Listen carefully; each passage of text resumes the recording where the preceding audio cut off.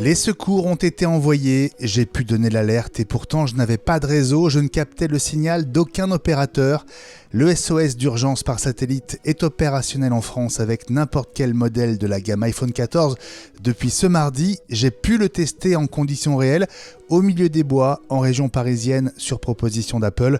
Dans un instant, mon bilan et toutes les réponses aux questions que vous vous posez sur son utilisation et la période de gratuité. Quand l'idée américaine du bootcamp donne en France une école de code inclusive dont les formations sont intégralement prises en charge, ça donne Simplon qui affiche 10 ans plus tard 130 sites, 28 pays, 21 000 personnes formées, dont une partie avec le soutien financier, logistique et pédagogique d'Apple. Frédéric Bardot, le fondateur de Simplon, est notre invité. Il va nous raconter l'Apple Foundation Programme et ses 3 cursus, et aussi la venue surprise annoncée à la dernière minute de Tim Cook chez Simplon à Montreuil en 2018. Les métamatériaux et les futurs Apple Glass, ce sera la mise au point très technologique cette semaine de Gilles Dounès, et puis le bonus hebdo exclusif pour notre communauté Patreon sur patreon.com/iWeek. Cette semaine, peut-on encore commander sur le Refurb Store d'Apple les yeux fermés ? François va nous raconter sa mésaventure avec un MacBook Pro 14 pouces M1 Max 32 Go commandé sur le magasin Apple de produits reconditionnés.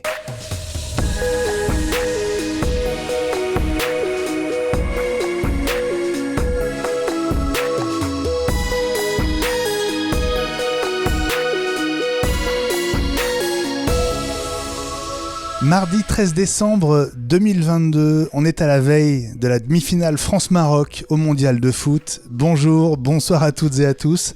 C'est le 116e numéro d'iWeek, la semaine Apple, le podcast indépendant de référence sur l'actualité de l'écosystème Apple. Bienvenue à chacune et à chacun d'entre vous. Je suis Benjamin Vincent et je suis très heureux de vous retrouver avec un programme vraiment passionnant cette semaine. Bonjour les amis, bonjour à toi François le Truédic. Bonjour Benjamin, bonjour à tous, très heureux de vous retrouver après une longue absence. Je pense que ça doit faire au moins 3 ou 4 semaines que je n'ai pas eu l'honneur de partager cette table virtuelle. C'est vrai, tu es venu à bout de tes parpaings et de ton réseau domestique ? Oui, maintenant j'ai des belles prises Ethernet partout, il reste juste à espérer que la fibre optique finisse par être accordée. Elle est juste en bas de la rue, là, elle passe devant. Il faut juste qu'il y ait un gentil monsieur qui se décide à venir m'installer ça, mais je désespère pas que ça arrive à un moment ou à un autre pour avoir une meilleure qualité et avoir une synchronisation au top entre la voix et l'image.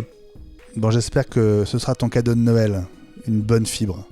Hein ? C'est pour bientôt, dans 10 jours. Je rappelle que tu es formateur et enseignant, François. C'est dire si je pense que tu vas avoir plaisir à découvrir notre invité dans un instant. Salut Gilles Dounès. Salut Benjamin Vincent. Comment ça va Gilles ? Tu es... d'abord, je le dis pour ceux qui n'ont pas l'image, tu es beau comme un camion, et puis tu égrènes ton nouveau micro dans la semaine Apple.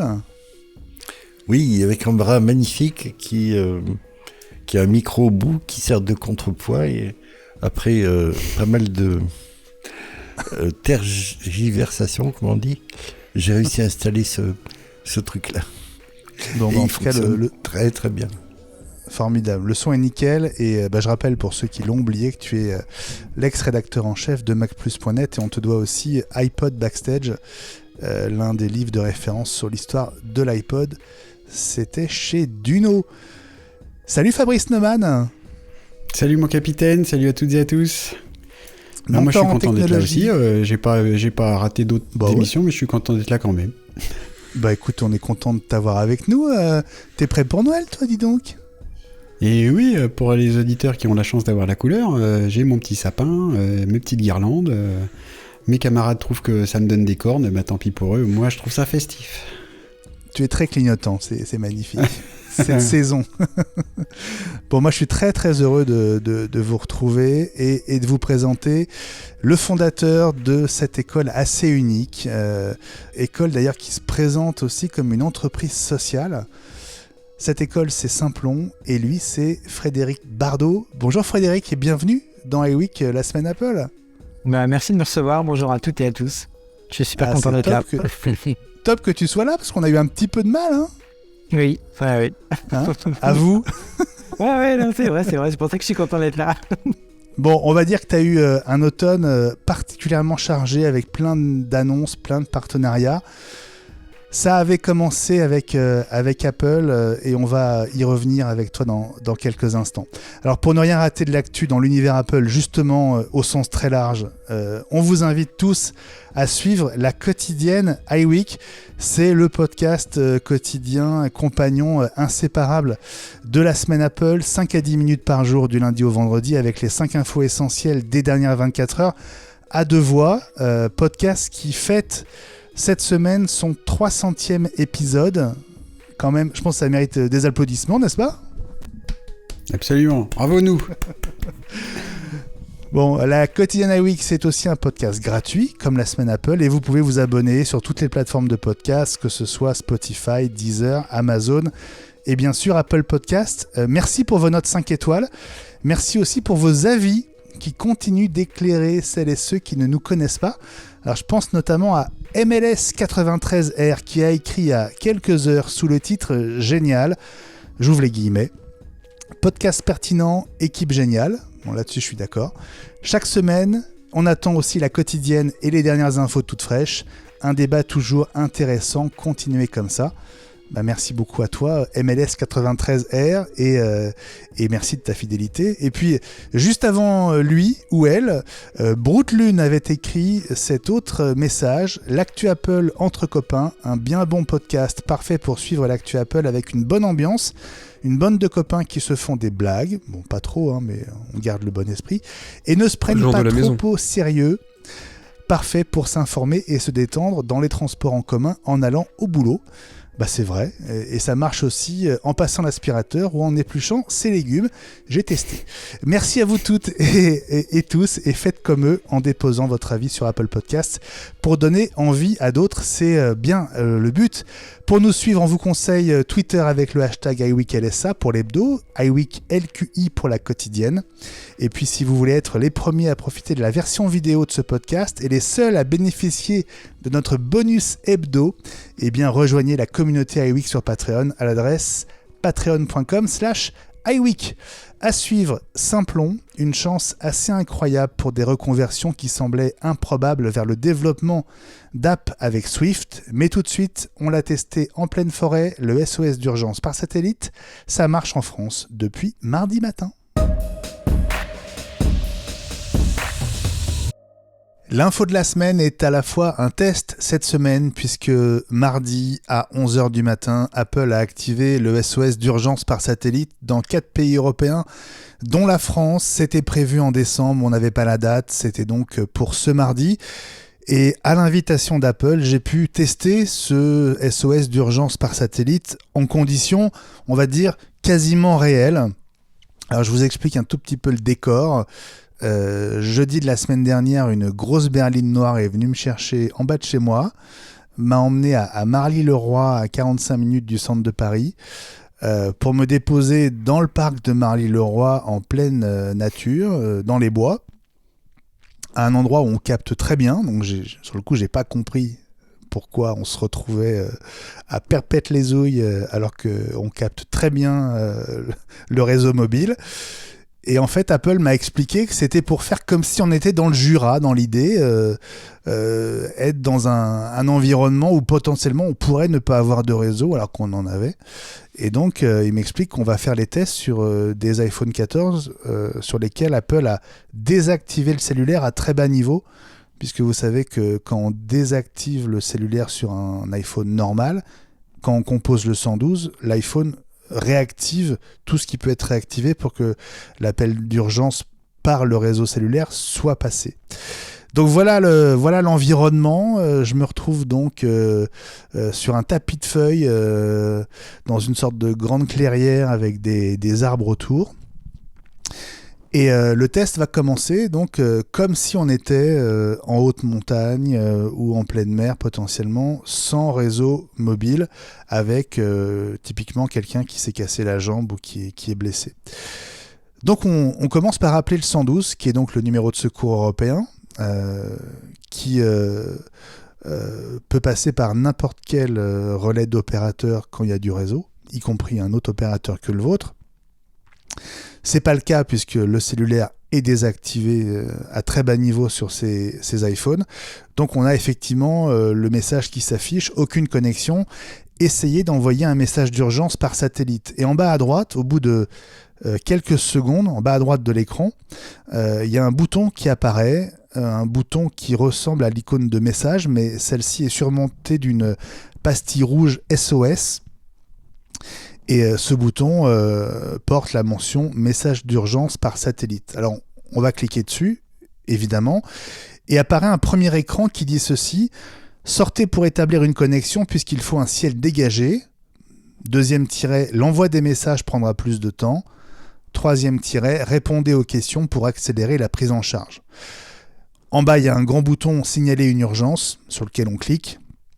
Démarre alors le questionnaire assez rapide. Il faut savoir que dans ces cas-là, on est en situation de stress, donc on ne va pas remplir un QCM de 40 pages. Il faut vraiment aller à l'essentiel. Questionnaire qui a été mis au point par Apple avec des professionnels de la sécurité. Apple ne dit pas lesquels, mais en tout cas avec des pros de la sécurité. Alors on va répondre successivement à plusieurs questions et selon les choix qu'on fait, ça déclenche des questions complémentaires ou pas. Donc dans notre cas, on simule un blessé. Donc la première question qui est quelle est l'urgence ? On a plusieurs choix possibles. Problème de voiture ou de véhicule, malaise ou blessure, infraction, perdu ou enfermé et incendie. Donc normalement votre cas rentre dans l'un de ces 5 cas de figure ou situations. Donc, comme on s'est tordu la cheville ou cassé une jambe, on va choisir malaise ou blessure. Deuxième question, à qui est-ce arrivé ? À moi, une autre personne ou à plusieurs personnes ? Donc, je réponds à moi. Troisième écran, troisième question, comment respirez-vous ? Normalement ou avec difficulté ? Donc, je vais répondre normalement. Et enfin, qu'est-ce qui décrit le mieux l'urgence ? Là, on a le choix, par exemple, entre douleur thoracique, AVC, noyade et quelques autres. On va choisir lésion traumatique, puisque c'est ce qui se rapproche le plus de notre situation. On a alors la possibilité de prévenir ou pas les contacts d'urgence enregistrés dans l'iPhone en tant que tel. Ça permet de rappeler l'importance d'en créer dans son iPhone. Si on décide de les prévenir, en fait, le système va leur envoyer la conversation avec les secours et notre position GPS.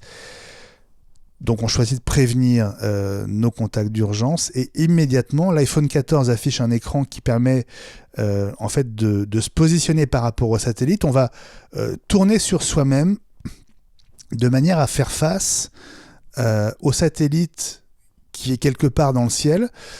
Et on va être aidé par un écran avec le logo du satellite dans un arc de cercle de bonne réception. S'il n'y est pas, il va falloir tourner sur sa gauche ou sur sa droite pour faire entrer le logo dans cet arc de cercle. Il y a une flèche à droite ou à gauche qui indique dans quel sens on doit tourner. Dans notre cas, il fallait qu'on se tourne légèrement sur la droite. Le logo du satellite va se déplacer à l'écran. Il va finir par entrer dans l'arc de cercle qui passe en vert. À partir de ce moment-là, la connexion se fait et l'iPhone nous demande de rester dans la direction du satellite. Alors, il faut savoir que les satellites se déplacent à 27 000 km/h. Ils sont à 1400 km d'altitude. Pour avoir une idée, c'est 3,5 fois plus haut que la Station spatiale internationale. L'intérêt, c'est que la zone que couvre chaque satellite est relativement vaste. Un satellite couvre une zone qui est plus grande que la France, sans trop de précision, mais en tout cas, c'est ce qu'Apple nous a dit. Et donc, chacun de ces satellites Global Star, il y en a 24, traverse le ciel en 15 minutes environ. Et donc, même si l'ensemble de la procédure se fait en quelques minutes, le satellite a largement le temps de passer de la droite à la gauche. Donc, on va devoir en fait tourner avec lui et la position qui apparaît à l'écran en temps réel va nous y aider. Alors, la connexion s'est faite. L'iPhone va basculer dans Messages, affiche les intitulés du rapport d'urgence pendant que l'envoi est en train de se faire. Une barre de progression indique où en est l'envoi à chaque instant. Et je constate au bout de quelques secondes que ma position a aussi été envoyée au secours, c'est mentionné à l'écran. Donc j'ai chronométré combien de temps tout ça prenait. 1 minute et 3 secondes après avoir demandé à prévenir les secours, ceux-ci me répondent pour la première fois par un message texte que j'ai aussi reçu via satellite. Ce message dit ceci: vous avez atteint le centre d'urgence, j'examine les informations que vous nous avez fournies, décrivez le lieu de l'urgence. Alors là, en fait, c'est pour aller au-delà des simples coordonnées GPS, latitude, longitude et altitude. Là, en quelques mots, il faut que ce soit le plus court possible, il faut décrire l'endroit où on se trouve. Est-ce que c'est une clairière comme dans mon cas? Est-ce que c'est au bord d'un lac, sur un bateau, au sommet d'une montagne? Dans notre cas, moi j'ai précisé à côté de l'étang sur la colline. On peut évidemment le dicter à l'iPhone si on ne peut pas le taper au clavier. Et les messages ont besoin d'être courts parce que, vous le savez, chaque octet compte, même si Apple utilise un nouvel algorithme qui réduit la taille des messages par 3. En 10 secondes, ce message apparaît comme envoyé et 30 secondes plus tard, le centre de relais nous écrit « J'appelle les services d'urgence maintenant, avez-vous des médicaments avec vous ?» Ça, c'est directement lié au type d'urgence qu'on a précisé. On est blessé, donc a-t-on des médicaments? Je réponds non. Et 40 secondes plus tard, le centre de relais confirme avec ce message « Les secours ont été envoyés ». Voilà, le contact va rester établi tant que les secours ne seront pas sur place. On n'est pas allé jusqu'à l'arrivée des secours, évidemment, mais toute la procédure jusque-là était bien réelle. C'est bien le centre de relais Apple qui nous a répondu. Et c'est comme ça que ça se passe en conditions réelles. J'ai trouvé que c'était extrêmement simple, que c'était extrêmement rapide, que l'envoi à la réception marchait, ça prenait une quarantaine de secondes à chaque fois, donc je trouve ça très très très raisonnable. Et puis il y a en permanence, en tout cas pour les zones en France concernées, il y a au minimum 1 ou 2 satellites en permanence, parfois il y en a même 3. Donc les chances de pouvoir en capter un sont grandes et il y aura sans doute peu d'occasions où ça ne fonctionnera pas, à condition que le ciel soit quand même un peu dégagé, parce que vous savez que c'est aussi une des conditions. Par temps très couvert, forcément la connexion avec les satellites sera plus difficile, voire impossible. Voilà, ça j'ai marchera testé pas aussi en Bretagne du coup? Ça marchera pas en Bretagne. Si, ça marchera en Bretagne, si.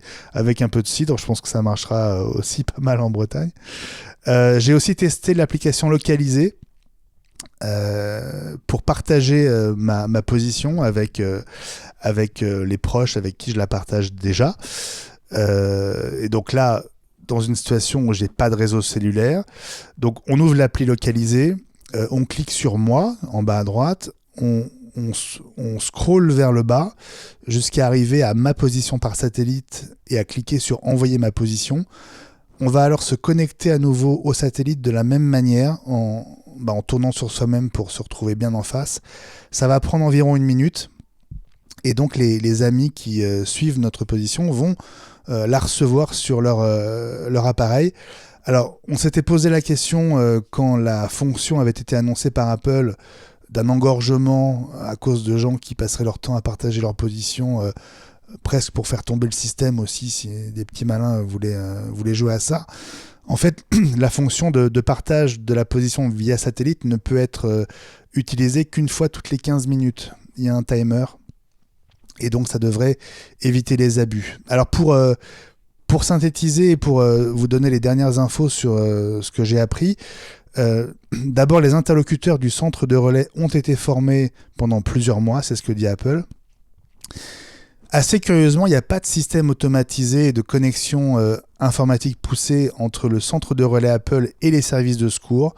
C'est le centre de relais Apple qui les prévient, mais pour les prévenir, il leur passe un coup de téléphone. Alors c'est assez étonnant en 2022, mais pour l'instant c'est comme ça. Apple a... Et si eux-mêmes captent pas, ça se passe comment? Apple a quand même bon espoir que ça évolue assez vite. On sait qu'Apple a investi 450 millions de dollars dans cette fonction. Apple s'appuie sur les 24 satellites Globalstar. L'un d'eux a été lancé l'été dernier à la demande d'Apple, sans qu'on sache précisément pourquoi. Et puis, Apple a dû passer un certain nombre d'étapes réglementaires notamment en France, pour pouvoir lancer ce service, mais ils sont très discrets et ils ne veulent pas entrer dans le détail de ces questions qui sont à la limite des questions dérangeantes. Il reste 2 inconnus sur lesquels j'ai pas pu avoir de réponse. La première, c'est est-ce qu'il y a un ou plusieurs centres de relais pour la France et les 4 pays européens? On ne sait pas. Ils m'ont juste dit qu'il y avait le nombre suffisant pour couvrir les 4 pays. Donc, est-ce que c'est un seul centre qui parle les différentes langues, qui est situé à un endroit en Europe ou ailleurs? Ou est-ce qu'il y en a un par pays ou un par langue? Je ne sais pas. Et puis, quels sont les prochains pays à ouvrir? Quels sont les prochains pays à ouvrir? Ça, évidemment, c'est mystère et boule de gomme pour l'instant. Ouais, Gilles? Étant donné que l'Irlande est couverte également et ne fait pas partie des 3 grands pays de l'Europe de l'Ouest, Western Europe, chez Apple, il y a de grandes chances que ça soit à Cork et que ça fasse partie du centre d'appel de l'Apple Care, que ça soit un spin-off. Peut-être. J'ai aucune indication de ce côté-là.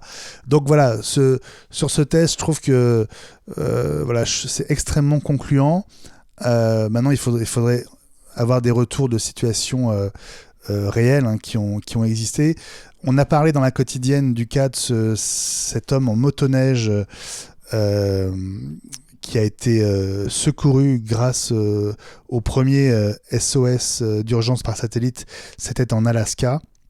Apple nous a aussi cité le cas d'un bateau en Floride avec 5 personnes à bord qui a pu être secouru par les gardes-côtes grâce à l'utilisation et l'activation de ce SOS. Et puis une personne encerclée par les flammes en Californie pendant un incendie il y a quelques jours a aussi pu être sauvée par le SOS d'urgence par satellite. Donc franchement, considérant la gratuité du service, en tout cas pendant les deux prochaines années, je vois aucune raison de ne pas mettre 5 sur 5 à ce test personnellement. Voilà. Je ne sais pas ce que vous en pensez. J'avais une question complémentaire. Dans le test, donc, tu as dit que tu avais simulé quelqu'un qui s'était tordu la cheville. Éventuellement, donc, ça peut être quelqu'un qui s'est aussi cassé une jambe, par exemple, et qui donc ne pourrait pas bouger, en tout cas vraiment pas facilement. Et donc, dans le moment où, au moment où il faut pointer vers le satellite et on te demande de tourner sur toi, même si tu peux pas, qu'est-ce qui se passe?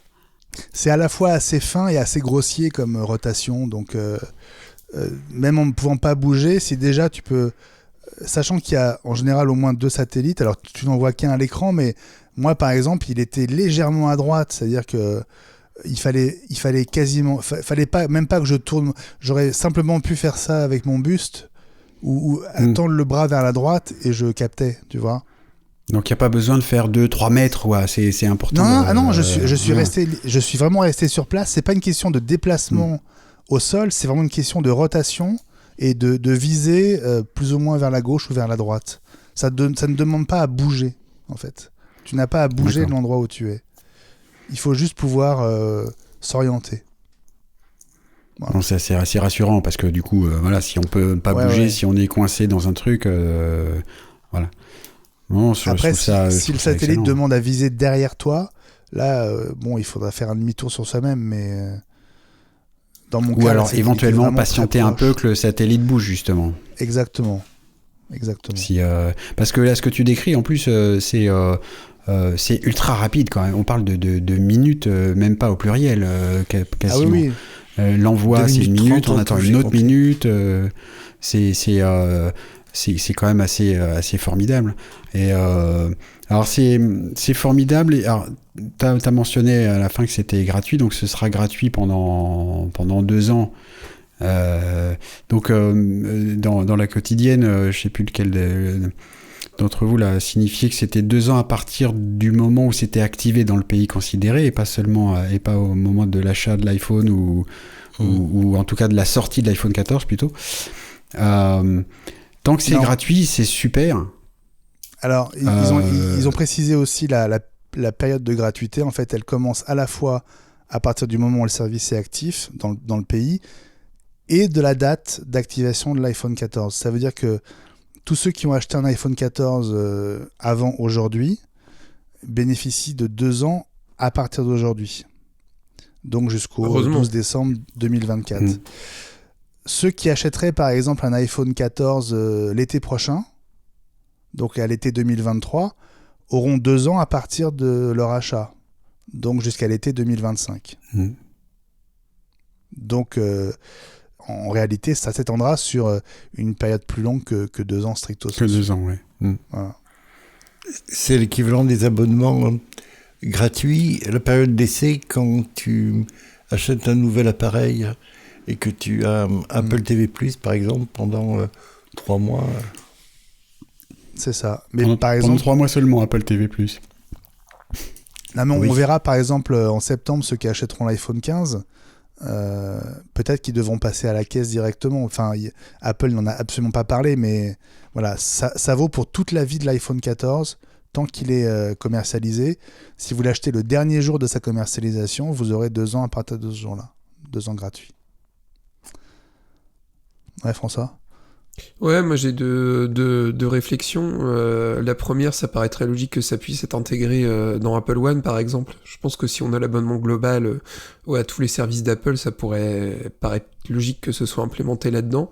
Et moi, l'autre question, c'est comment est-ce que la vérification de la validité d'un abonnement peut se faire à partir du moment où il n'y a aucune connexion cellulaire. C'est dans l'iPhone en lui-même que la fonctionnalité sera bloquée si on n'a pas payé. Enfin, moi, je trouve que ça... Je l'avais dit à l'époque où la fonctionnalité a été annoncée, je trouve que ça a un côté aberrant de se dire qu'il y a un moment, en fait, pour sauver la vie, il faudra payer, quoi. Et on arrive à un système à 2 vitesses, et je trouve ça un peu... En fait, ils n'ont pas dit non plus que ça resterait pas gratuit. Ils ont juste dit que pour l'instant, c'était 2 ans. Voilà, il y a que Apple qui sait, et peut-être même pas encore. J'ose espérer, et puis je pense qu'aussi ils ont peut-être annoncé cette gratuité pendant 2 ans pour voir quel coût ça allait pouvoir avoir, et si ça allait vraiment être utilisé par beaucoup de gens, et ça allait représenter un gros budget pour eux. Parce que ça, on peut pas le savoir, en fait. Oui, Fabrice ? Ouais, tu sais, juste là-dessus, il y a des concurrents qui sont déjà annoncés aussi. Donc, s'il y a un marché qui s'encombre, si jamais il y a un prix, il risque d'être très bas, voire de rester gratuit pour rester aussi différenciant que possible. Et puis, pour une tentative de réponse à cette question-là, ça peut être aussi comme les vidéos qu'on télécharge pour pouvoir les regarder hors connexion sur Netflix ou Amazon Prime ou des trucs comme ça, où t'as 48 heures ou une semaine pour les regarder, quelque chose comme ça. Donc la date est marquée en dur. Donc dès qu'il y a dans l'appareil, dès qu'il y a une connexion possible, le service vérifie que tu es toujours abonné. Et puis à ce moment-là, ça peut aussi te prévenir, parce que c'est quand même très rare de ne pas avoir de connexion du tout pendant 15 jours, par exemple, sauf éventuellement si on part au pôle Nord. Mais à ce moment-là, si on part au pôle Nord, on prend un autre équipement, quoi. que simplement son iPhone. Donc je suis pas sûr en fait que ce soit un problème. C'est solvable relativement facilement tant qu'on reste dans nos contrées civilisées. Absolument. Voilà pour ce test. J'espère que vous n'aurez pas trop besoin de solliciter cette fonction. En tout cas, c'est très rassurant de l'avoir à disposition. Voilà, en cas de besoin exceptionnel. On marque une pause et on se retrouve dans une poignée de secondes avec notre invité Frédéric Bardot pour parler de Simplon, de cette école de code, et pour faire la connaissance de plusieurs de ses élèves. À tout de suite. Et notre invité cette semaine, c'est donc Frédéric Bardot, le fondateur de l'école Simplon, école basée en région parisienne à Montreuil, mais qui a des antennes un peu partout en France et à l'étranger aussi. On va en parler avec toi, Fred. École qui prodigue 3 formations désormais en partenariat avec Apple, 3 formations gratuites. L'Apple Foundation Programme qui dure 4 semaines, l'Apple Foundation Programme Extended qui dure la même durée, et l'Apple Foundation Programme Advanced qui s'étend quasiment sur 2 ans. Alors, tu vas pouvoir nous raconter, et puis on va aussi entendre à la fois des formateurs et des apprenants, je crois que c'est le terme exact pour ceux qui sont à Simplon, dans quelques minutes. Mais d'abord, si on revient au point de départ de cette aventure, Fred, comment est-ce que ça a démarré déjà pour Simplon ? Et quelle était l'idée ? Écoute, ça a démarré il y a 10 ans. On va fêter nos 10 ans en 2023, donc c'est un super anniversaire auquel on se prépare. J'ai pas vu le temps passer en 10 ans. Nous, on fait partie de la vague des bootcamps à la française. Donc les bootcamps, c'est un concept qui est né aux États-Unis, comme d'habitude et comme souvent, plutôt côte ouest et côte est. Il y en avait des deux côtés et c'était des formations accélérées pour devenir un professionnel de la tech. Plutôt intensif. Un bootcamp, c'est le truc des militaires. Normalement, on fait des pompes dans les bootcamps. Bon, là, on fait du code, c'est pas la même chose. Et c'était souvent assez cher dans le modèle américain. Et nous, on a eu une idée d'importer cette formation-là et de la rendre gratuite et inclusive. Et on s'est lancé en même temps que l'école 42, que peut-être les auditeurs connaissent. Bien sûr, je crois que l'un des apprenants va y faire référence tout à l'heure. Comment ça peut être gratuit alors que la plupart des écoles sont payantes et sont chères ? En tout cas, les apprenants ne sont pas le produit, parce que selon l'adage populaire, non, il faut toujours quelqu'un qui paye. Et là, c'est là où on se rend compte qu'on a vraiment de la chance en France. En France, c'est des gens comme Pôle emploi, comme les régions et comme l'État qui payent pour que les demandeurs d'emploi soient formés gratuitement à des super métiers. Donc voilà, c'est pas gratuit, c'est pris en charge en fait. Alors, ça c'est la partie Simplon, donc c'est une histoire qui a démarré donc il y a 10 ans, C'est ça. Et maintenant, 130 écoles, 28 pays, 21 000 personnes formées. C'est vraiment une belle aventure. Incroyable. Alors, il y a 5 ans, ça a été le début de ce partenariat avec Apple. On va revenir sur le détail des formations, sur les conditions pour y participer, sur les débouchés aussi. Mais avant ça, pour comprendre l'enjeu, alors pas seulement pour ceux qui apprennent à développer pour iPhone, iPad, Mac ou Apple Watch, pas seulement pour vous chez Simplon, mais aussi pour Apple. On va s'arrêter quelques minutes, Fred. On va revenir sur ce 24 septembre 2018. Je ne vois pas de quoi tu parles. Qu'est-ce qui se passe quelques heures plus tôt et qu'est-ce que tu apprends en décrochant ton téléphone ? On discutait avec Apple du partenariat depuis des mois et des mois, parce que c'est des gens très perfectionnistes et donc en fait on a beaucoup discuté, il fallait que tout soit parfait. Et on m'avait dit que pour l'inauguration, on aurait la chance d'avoir quelqu'un d'assez senior, exécutif au niveau Apple, qui viendrait ouvrir le partenariat et faire l'inauguration. Et quelques heures avant, la responsable des RP d'Apple au niveau européen m'appelle et me dit c'est Tim Cook qui lui-même va venir demain matin dans tes locaux. Demain matin ? Oui, c'est ça, c'était quelques heures avant. Il était 22h et voilà, 12 heures après, à 8h du mat, il allait débarquer et elle me dit il faudra bien tenir le timing parce que juste après, il voit Emmanuel Macron. Donc voilà, on était juste sans rendez-vous juste avant Emmanuel Macron, donc c'était assez ouf. Et t'as réussi à dormir ? Oui, parce que je dors comme un sonneur quoi qu'il arrive, mais par contre, les apprenants et les formateurs, j'avais pas le droit de leur dire, mais je leur avais quand même lâché que ça allait être du lourd et eux, je pense qu'ils ont passé une nuit un petit peu agitée. Qu'est-ce que tu as ressenti quand tu as vu Tim Cook entrer dans tes locaux à Montreuil ? Moi, en fait, je vais directement voir la personne et puis j'avais envie qu'il comprenne ce qu'on fait avec son argent, avec lui, avec ses équipes. Et donc, tout de suite, c'est pas que j'ai pas été impressionné, mais en fait, c'est quelqu'un qui m'est vraiment super à l'aise. Il est arrivé pas comme s'il était chez lui, mais il s'est senti tout de suite dans son élément. Il a posé plein de questions, il avait envie de tout comprendre. Et donc, il m'a mis vraiment super à l'aise. Donc, en fait, moi, je suis rentré direct dans l'exercice. Mais par contre, les apprenants, eux, ils ont voulu faire marcher la machine à selfie et eux, ils en menaient pas large. Fabrice ? Ouais, j'ai regardé la vidéo et c'est une des choses, en t'entendant parler, Fred, qui m'a frappé, c'est qu'il avait l'air effectivement extrêmement détendu. Ça se voit sur la vidéo, je trouve que c'est assez rare, c'est-à-dire que on le voit souvent, il est évidemment filmé tout le temps, il fait des selfies assez facilement avec les gens, etc. Mais d'un air un peu obligé. Et là, il est détendu, il a une tasse à la main, il discute. C'est un moment assez rare de le voir comme ça en vidéo, j'ai trouvé. En plus de le voir en costume, puisqu'il allait voir le président après, il est en costume, ce qui est rare aussi. Oui, je crois qu'il se sentait chez lui, je crois qu'il aime les programmes comme ça, c'est ce que m'a dit ses équipes. Et voilà, et en plus les apprenants, voilà, ils sont super à l'aise, nos locaux c'est vraiment des endroits hyper cool, donc je pense que il s'est senti dans son élément. Ouais. Bon alors, Tim Cook à Montreuil, conquis par Simplon. C'était donc il y a un peu plus de 4 ans. On va l'écouter justement, les CEO d'Apple, dans tes murs, Fred. C'était sur la chaîne LCI Inno. I like their commitment to education, their commitment to helping people, their commitment to providing people skills for this century. You know, they're very forward-looking, and I love the fact that they're making themselves accessible to everyone. And so you don't have to come from the wealthiest family or to have gone to a top university. You can come from anywhere that you are. Everyone here is welcome. And I love their focus on diversity. 40% of their population is women. And traditionally, coding is not attractive to a lot of women. And so I love the focus on the diversity. Bon, bingo, hein? Bingo. Ouais, c'était un super moment. Hein. Je crois que j'ai jamais reçu autant de SMS de toute ma vie. Tu m'étonnes. Alors, tout le monde te demandait des remises sur les iPhones, non? C'est ça?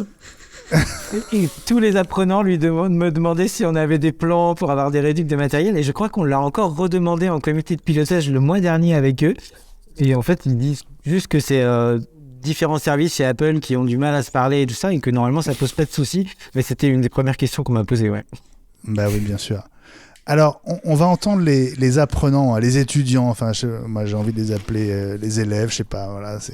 Il y a tous les âges, hein, mais ils sont quand même dans une formation à Saint-Plon. Donc, c'est l'Apple Foundation Programme Advanced, donc c'est le plus récent des programmes que vous avez mis en place, c'est ça, hein, Fred? Ouais, complètement. Ouais, c'est celui avec de l'alternance, voilà, et qui dure sur presque 21 mois. Exactement. Alors, le premier témoignage qu'on va écouter, c'est un jeune homme d'origine iranienne, il s'appelle Keyan, et il a un parcours, vraiment, on peut dire, qui coche toutes les cases. Il y a quelques années, j'étais en informatique et l'université ne me convenait pas. Puis je me suis mis à travailler et après la période Covid, j'ai découvert l'Apple Foundation Programme, qui est une petite formation de 4 semaines qui permet de s'initier au code. Après ça, j'ai été à l'Apple Foundation Programme Extended, donc c'est à peu près la même chose, mais on est plus débutant, on en apprend plus. Ensuite, j'ai continué sur l'Apple Developer Academy qui se trouve à Naples. Cette fois-ci, c'est une année entière où on va faire plusieurs projets de quelques semaines. Donc ça reprend un peu l'Apple Foundation Programme, mais on est plus libre, on a plus de design, plus de project management, de business, on a différents aspects. Et enfin, là, j'ai découvert l'Advanced, qui est la première promo en France, qui permet d'avoir un diplôme, pour le coup, en équivalent Bac plus 3-4, de concepteur-développeur d'applications mobile en alternance sur 18 mois en entreprise. Donc, je suis là pour ça, il faut que je boucle cette boucle. Qu'est-ce que ça représente, cette opportunité que propose Saint-Plon avec Apple d'acquérir ces compétences-là pour toi ? Alors, c'est quelque chose que j'ai jamais eu l'occasion de faire avant. Si je compare à mon expérience que j'avais en université, qui me convenait pas du tout, on était assis, on apprenait un bouquin, et en fait, cette pédagogie-là me convenait pas du tout. À Saint-Plon, on travaille en équipe, on a bien sûr des cours, on va bien sûr écouter, mais tout est actif, donc on va directement pratiquer tout ce qu'on voit. Il y a de la théorie, mais c'est directement appliqué, donc ça prend mieux, ça reste mieux en tête. Et surtout, tout est gratuit. Donc il faut avoir le statut en recherche d'emploi, mais tout est gratuit. Donc on vous fournit le matériel et on vous fournit tous les cours gratuitement dans ces conditions-là. Donc ça, c'est imbattable. Comment ça se passe avec les autres étudiants ? Je ne sais pas si on peut vous appeler comme ça, mais parce que vous venez tous d'horizons très différents, vous n'avez pas les mêmes âges. Comment la mayonnaise prend entre vous ? Justement, c'est là où c'est incroyable. On est tous différents et on a tous des talents différents, on va dire. Il y en a qui ont beaucoup de connaissances en différents langages, il y en a qui ont beaucoup de connaissances en visuel, en design, et il y en a qui ont juste de l'expérience dans autre chose. Et on en a aussi qui sortent juste du bac et qui n'ont aucune connaissance. Mais chacun, à sa manière, apporte son expérience et on peut tous s'aider dans ce sens-là. Donc c'est bien mieux que dans une classe, on va dire, avec tous ses copains, on va vouloir faire n'importe quoi. Là, on est bien concentré et bien avec, on va dire, le foisonnement de tout le monde. Donc tu en as encore pour presque un peu moins de 2 ans, un an et demi, un peu plus. Quelles sont les perspectives concrètes pour toi et pour ta promo quand vous aurez fini votre formation ici ? Alors c'est là où on a la différence avec l'Apple Foundation Programme qui durait 4 semaines. C'était trop court pour pouvoir se dire on maîtrise un langage et on va pouvoir se faire embaucher derrière. Là aujourd'hui avec l'Advanced Apple Foundation Programme, lorsqu'on accepte notre alternance, déjà on a une chance que l'entreprise nous garde après la fin de l'alternance de 18 mois. Donc c'est ce qui est déjà incroyable, mais à la fin de l'alternance, on a à la fois le diplôme et aussi l'expérience qu'on a eue dans l'entreprise. Et donc ça, aujourd'hui sur le marché du travail, dans le domaine technologique, quand on montre qu'on a le diplôme et l'expérience, on a, 99% de chances de se faire embaucher. Donc c'est... voilà, c'est parfait, on va dire. Et la valeur de ce que vous apprenez ici, vue par l'extérieur, le fait que ce soit Simplon, que Simplon soit en partenariat avec Apple, est-ce que ça vous rend davantage désirable pour les entreprises qui cherchent des développeurs ? Oui, sans aucun doute. Mais vous le ressentez déjà alors que vous êtes encore en formation ? Pour l'instant, on n'a pas tellement de... Personne ne vient nous chercher, on a juste des étudiants. Mais on cherche des alternances. Et évidemment, quand on montre le nom de la formation qui s'appelle Apple Foundation Programme, du côté Advanced, ça retient l'œil. Donc, comparé aux autres alternants qui sortent d'une école un peu, on va dire, basique ou qui ont juste des stages, etc., ça accroche mieux, oui. Sans aucun doute. Bon, bonne chance et on vous souhaite beaucoup de réussite, Keyan. Merci beaucoup, Benjamin. Ouais, sympa, Keyan. Intéressant, Fred, parce que en fait, on a besoin d'aucun niveau préalable pour entrer dans un de ces programmes de formation. On peut être nul en maths. Ouais, c'est venez comme vous êtes. Ce qu'on peut pas, c'est ne pas être motivé et ne pas avoir super envie de tout donner pour maximiser cette formation dont on vient de dire qu'elle était gratuite, mais financée, avec beaucoup de qualité pédagogique. Donc ouais, mais avec la motivation et puis il y a des sélections quand même, mais c'est pas sur le niveau, sur les CV. On demande aux gens de mettre les mains dans le cambouis, de se renseigner sur Swift, ce que c'est qu'une app, comment ça se code. Et en fait, comme ça, on évalue la motivation et effectivement, c'est le seul sésame pour rentrer, c'est ça. Ouais. Alors, on va écouter une formatrice qui bosse pour vous. Elle s'appelle Julie Colazos. Elle a commencé, elle, par une formation web.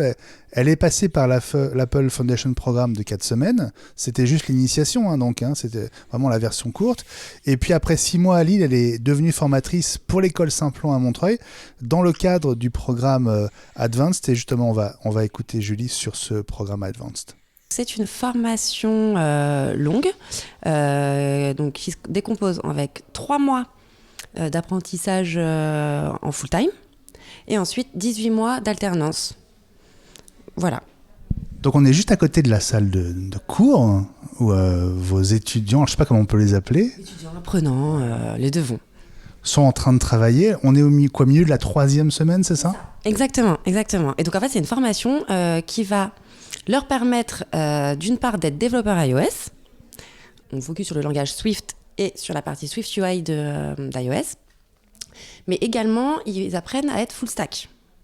Donc, ils apprennent également à construire du back-end, à mettre en place une base de données, à parler avec la base de données. Donc, ils apprennent aussi SQL, JavaScript. Et on va faire du back-end avec Node.js. Alors, pour ceux qui ne connaissent pas. Voilà. Donc, JavaScript, qui est à la base un langage de front. Donc, front, c'est ce qu'on voit, nous, quand on est internaute ou utilisateur des apps. Exactement. Et en fait, JavaScript va permettre de rendre les sites web dynamiques. Et donc, il faut apprendre JavaScript pour pouvoir pratiquer Node.js, puisque le JS de Node.js veut dire JavaScript. Et en fait, c'est une sorte de langage, on va dire, basé du coup sur JavaScript et qui permet de créer des serveurs, donc de pouvoir stocker nos données sur des serveurs pour pouvoir y accéder ensuite via la partie Swift UI, du coup, de l'application mobile qui va se connecter sur cette partie back-end et de cette base de données pour afficher les informations. Donc ça, c'est l'objectif des 3 mois de cours. Tout à fait. Et au bout des 3 mois, qu'est-ce qui se passe ? Au bout des 3 mois, ils commencent leur alternance. Donc, en entreprise, ils cherchent des entreprises pour devenir du coup développeurs iOS en priorité. Et ensuite, donc, on va avoir des semaines de cours. Donc, le rythme, c'est 3 semaines, 1 semaine, où on va focus sur des choses plus particulières. Donc, on va faire des semaines UIKit, par exemple, qui est l'autre framework iOS. On va faire des focus sur tout ce qui est testing aussi, puisque c'est très important quand on développe de tester ces fonctionnalités pour être sûr que tout va bien fonctionner pour notre utilisateur. Voilà, à peu près. Ils vont faire des semaines comme ça de focus. Vous avez tous les types de profils dans votre promo? Oui, c'est très varié. Déjà, au niveau âge, ça va de 21 ans à 50 ans. Donc, c'est très intéressant parce que c'est des gens, beaucoup qui sont en reconversion professionnelle, donc ils viennent de tous les milieux. Donc, ils ont énormément de choses à apporter autre que du développement. Donc, c'est vraiment très, très, très, très intéressant. Et en plus, le fait qu'il y ait différentes générations, ça amène aussi, ça aide les plus jeunes à devenir un peu plus matures, à grandir, à acquérir les soft skills, etc. Et inversement, pour les personnes un peu plus âgées, d'être un peu au courant des choses un peu plus jeunes, comme on dit. Donc c'est vraiment très très cool. Et l'ambiance, elle est au top. Ils sont vraiment en entraide. Là, aujourd'hui, ils travaillent en groupe et tout se passe bien. Ils sont tout mignons. Ils sont juste à côté de nous, hein. Ouais. Vous les surveillez en même temps que vous parlez? Ouais, je regarde un peu, mais ouais, tout se passe bien et j'aime beaucoup cette notion d'entraide en fait. C'est vraiment, c'est aussi une grosse valeur de Simplon, la solidarité, l'entraide et l'inclusivité. Et donc oui, effectivement, on a tous les profils, tous les âges et c'est ça qui marche bien. Quasiment autant de femmes que d'hommes, comme ça à vue de nez? Quasiment, ouais. On essaye.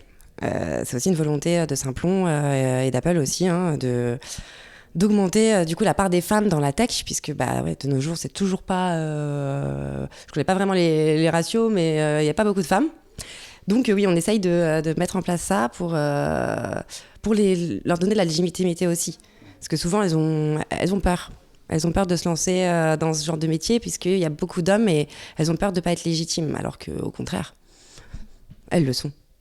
Mais je vais vous dire, vous avez cité plein de noms qui peuvent être barbares pour des gens qui s'y connaissent pas. Ils sont tous experts et c'est tous des matheux dans la salle? Non, du tout. Il n'y a pas besoin vraiment d'être matheux pour faire du développement informatique. En soi, c'est plus de la logique. Et chaque personne va avoir une logique différente. Et c'est ça aussi qui est incroyable dans le code, c'est qu'il n'y a pas une seule solution. Chacun peut avoir sa solution en fonction de sa façon de penser, en fonction de sa logique. Et ça arrive régulièrement quand on fait des exercices. On va avoir un apprenant qui va proposer sa solution et qui va montrer ce qu'il a fait. Et on va dire « Ah, mais moi, j'ai fait complètement différemment. » Mais au final, le résultat, il est le même. Donc, c'est ça qui est un peu magique aussi avec le code. Frédéric Bardot, c'est magique le code, mais ça l'est encore plus quand, entre ceux qui sont autour des tables dans les groupes, y a cette entraide qui est une valeur forte pour vous. Voilà, c'est la formatrice qui est magique et c'est les apprenants qui sont magiques. On le voit bien, on l'entend bien, quoi. C'est pas une histoire de code, hein. On voit bien que, en fait, c'est ce que disait Tim Cook. Le code, c'est un truc que tu donnes aux gens et ils inventent la vie qui va avec, ils font des apps qui leur ressemblent. Là, on le sent bien dans le témoignage, mais effectivement, ouais, c'est vraiment de la magie au quotidien. Mais bon, t'as quelqu'un dans ton équipe qui est enseignant, donc qui sait très bien de quoi on parle. C'est vraiment une super matière. C'est hyper riche. Mais oui, c'est puissant, le code, ouais.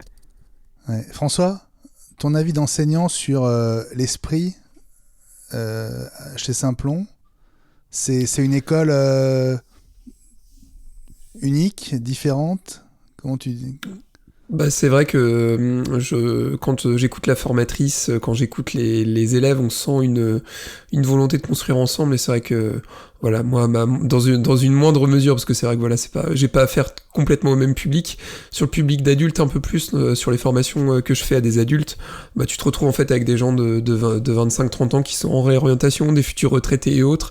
Et je rejoins complètement cette idée que c'est ce que je dis à mes stagiaires. Moi, je les appelle mes stagiaires, mais l'idée c'est qu'on se construise quelque chose ensemble. On est là en tant que formateur pour passer un savoir, évidemment, pour les aiguiller, mais le but c'est qu'il y ait de l'interaction et de l'entraide. Et moi, je trouve ça super sympa quand il y a un moment où en fait on balance une idée, on évoque une thématique, et après on les regarde échanger dessus et se donner des tuyaux, des astuces, etc. Et là, je considère que le job il est fait. Nous, on a une partie du savoir, mais il faut que les personnes soient acteurs et actrices aussi de la façon de passer ces éléments-là. Et on a l'avantage d'être sur des matières qui sont techniques. Enfin, voilà, c'est de la photo, c'est un peu de bureautique, de la vidéo, etc. Donc il y a de l'interaction. Et c'est vrai que souvent, quand j'en discute avec mes collègues, sans vouloir les stigmatiser, qui sont maîtres de conférences, qui sont dans des amphithéâtres, juste à délivrer un discours assez formaté, avec moins d'échanges, c'est vrai que c'est beaucoup moins interactif pour les étudiants, et on sent aujourd'hui une vraie volonté de la part de nos jeunes, et moins jeunes d'ailleurs, de partir sur l'alternance pour vraiment être les mains dans le cambouis, et pas uniquement excusez-moi de l'expression, le cul rivé sur une chaise et à attendre que le savoir soit passé, quoi. Aujourd'hui, il faut ça. Et c'est ça qui est intéressant dans cette école-là. Et surtout, l'esprit de solidarité, je sais que ça fait partie de ce qu'on va évoquer juste après, mais c'est pas trop la mentalité de toutes les écoles d'informatique en particulier, parce qu'il y en a aussi beaucoup qui nous vendent des trucs qui sont, un carnet d'adresses, ou alors vraiment dans l'esprit guerrier, warrior. Je ne citerai pas l'école, mais tout le monde aura bien compris de quoi je parle. Je pense qu'il faut vraiment qu'on parte sur quelque chose de solidaire, c'est beaucoup mieux, et tout le monde s'y retrouve. Et ça se ressent dans les discours qu'on vient d'entendre. Fred, t'avais un peu 10 ans d'avance en pensant à Simplon en 2012 ? En fait, pas vraiment, parce que cette pédagogie-là, on la trouve dans plein d'autres organismes. J'ai envie de dire qu'elle a existé depuis qu'il y a des gens qui se transmettent du savoir, quoi. Je ne veux pas remonter chez les Grecs ou je sais pas quoi, mais on n'apprend jamais seul. Tu peux. On peut, alors. Donc, on n'apprend jamais seul, on apprend en faisant. Et la solidarité d'un groupe, d'un collectif apprenant, c'est aussi important en termes de richesse pédagogique que la qualité du formateur. Et ça, on l'a pas inventé. C'est des choses qui existent depuis des millénaires. Par contre, c'est très très adapté pour monter en compétence sur la partie numérique, parce que comme ça bouge tout le temps, en fait, c'est pas le savoir du formateur qui est important, c'est la posture par rapport au savoir. Alors, la place des femmes, c'est un élément aussi hyper important pour vous et pour Apple. On a dit 40%, mais je crois que c'est un pourcentage que vous essayez de faire grimper à 50%, hein ? Ouais, on vise la parité depuis le premier jour à Simplon, et en plus on forme de gens, moins on y arrive, parce qu'il n'y a pas assez de candidates. Donc plus il y a de volume, moins c'est facile de trouver des candidates, parce que on va en reparler, mais il y a des problèmes à l'école primaire, au collège, au lycée. Maintenant qu'il y a une option maths, c'est une catastrophe. Toutes les filles se sont détournées de la partie maths.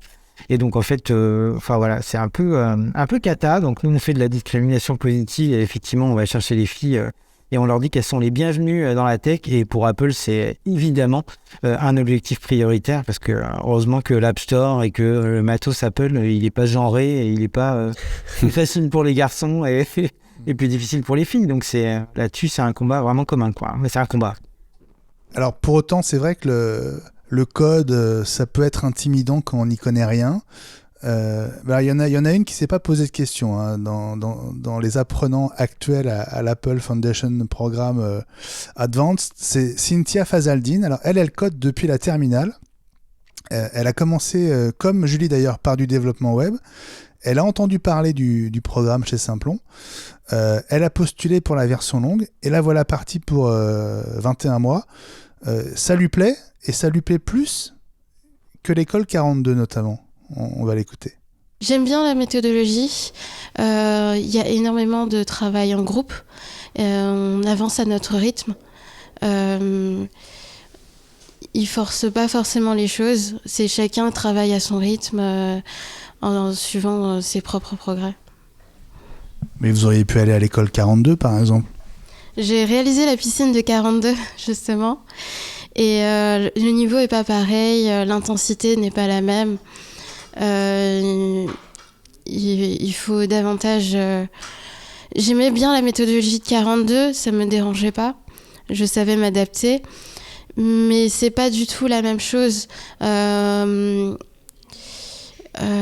fait, comme la piscine, par exemple, on apprend uniquement du C, c'est pas forcément ce qu'on souhaite. Donc, c'est pas forcément vers là que je me suis tournée.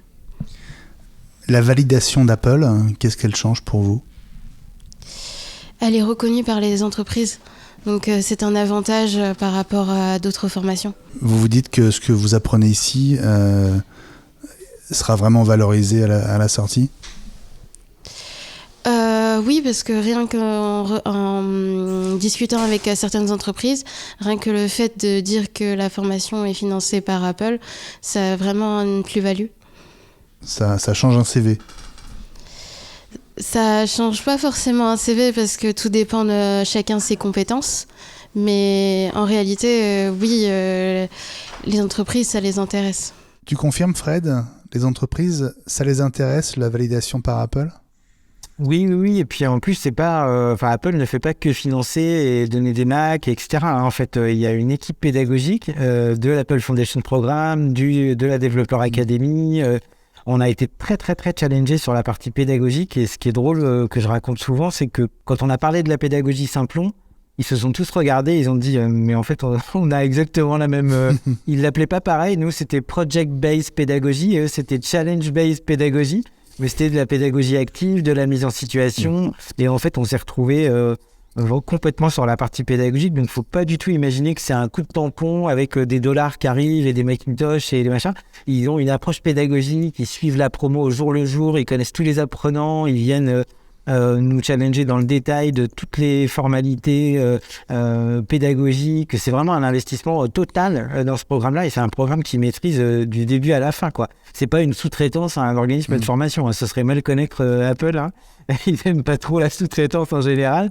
Mais en tout cas, ils aiment bien le contrôle. Et ils contrôlent vraiment la partie pédagogique. Ils ont des experts pédagogiques de Cupertino qui sont venus nous auditer, qui sélectionnent les formateurs. Voilà, c'est vraiment un truc à quatre mains, quoi. Et concrètement, l'apport d'Apple, c'est un apport financier au-delà du matériel ? Oui, et ça c'est très important parce que l'Apple Foundation Programme, les formations de 4 semaines, pas la dernière formation, c'est 100% financé par Apple. Et ça, c'était leur volonté parce que en finançant 100%, ils ont le contrôle qualité totale sur la formation. Et c'est vrai que si on avait imaginé des choses cofinancées avec les régions, Pôle emploi, en fait, ils n'auraient pas eu la main pour vraiment faire exactement ce qu'ils imaginaient. Et donc, voilà, ça a été un investissement financier au départ, mais après, il serait effectivement bête de ne pas capitaliser sur les financements de la formation professionnelle en France. Et on les a convaincus, mais on a mis presque 4 ans à les convaincre d'aller sur des sujets comme ça parce qu'ils avaient peur de perdre la main sur la qualité. Et c'est une entreprise qui sait exactement où elle veut aller dans tout ce qu'elle fait, et notamment au niveau pédagogique. Et donc, elle ne voulait pas de dégradation de la qualité ou d'avoir un intervenant supplémentaire qui vienne parasiter la qualité pédagogique du modèle. Et donc, il a fallu les convaincre que ce ne serait pas le cas. Et c'est ce qu'on déroule maintenant avec Alternance. Question de Fabrice Neumann. Je me demandais si, à l'inverse, les autres partenaires comme Pôle emploi, par exemple, savoir que c'était une ou des formations entièrement payées par une entreprise privée, si ça avait posé problème pour la reconnaissance ou justement le fait que ça fasse partie d'un catalogue qu'ils pouvaient proposer. C'est une super bonne question parce que c'est vrai que le Pôle emploi et puis les financeurs, ils aiment bien ce qu'ils appellent les formations agnostiques. Ça veut dire que c'est des formations qui ne sont pas liées à une entreprise, qui ne sont pas propriétaires, qui ne sont pas spécifiques.